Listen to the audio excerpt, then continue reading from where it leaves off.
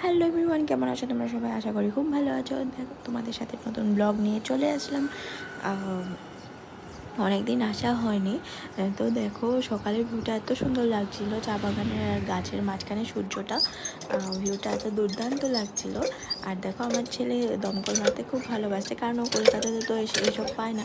আর ও যখনই আসে এখানে বাড়িতে আসি, আর তো এটাই করবে, মানে খুব আনন্দ পায় কল মারতে।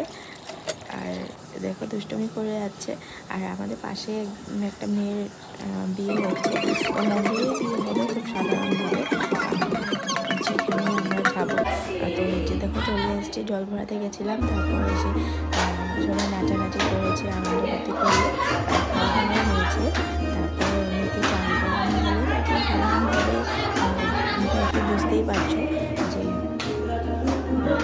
খুবই সাধারণ ঘরের মেয়ে, মন্দিরে বিয়ে হবে যেহেতু, সেই জন্য খুব একটা জাঁকজমক করেনি।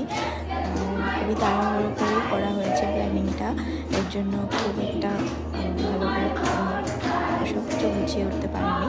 তো যাই হোক, আমরা আনন্দ করা তো সে ক্ষেত্রে কিছুতেই বন্ধ করা যাবে না, সব কিছুতেই আনন্দ করা যায়। আর বিয়ে বলে তো করতেই হবে। আর দেখো, এখানে চান করা হয়েছে, সাজিয়ে দেওয়া হয়েছে, আমার বান্ধবী একজন সাজিয়ে দিয়েছে। তো এখানে মেকআপ আর্টিস্ট একটু গল্প নেই, ওনাকে খুব বাজে সাজিয়েছে বা কিছু, কারণ ও যতটুকু পেরেছে সেতটুকু নিয়ে সাজিয়েছে। আর সেই বিদায়ের বেলা চলে এসছে সন্ধ্যার সময়, কারণ ছেলেবাড়ির লোক চলে এসেছিলো নিতে। আর সেই কষ্টকর সময়টা, মায়ের কোলের থেকে মেয়ে উঠে যাওয়া, সত্যি মানে এই সিনটা দেখা যায় না চোখ দিয়ে, মানে টপ করে জল পড়ছিল আমার। এটা সত্যি কেন রিচুয়ালটা করা হয় জানি না, মানে হয়তো আগে থেকে করে আসা হয়েছে, তাই হয়তো খুব কষ্ট হয় এই সিনটা দেখলে।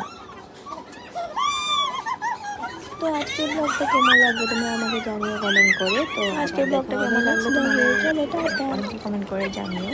তো দেখা হবে নেক্সট ব্লগে, টাটা।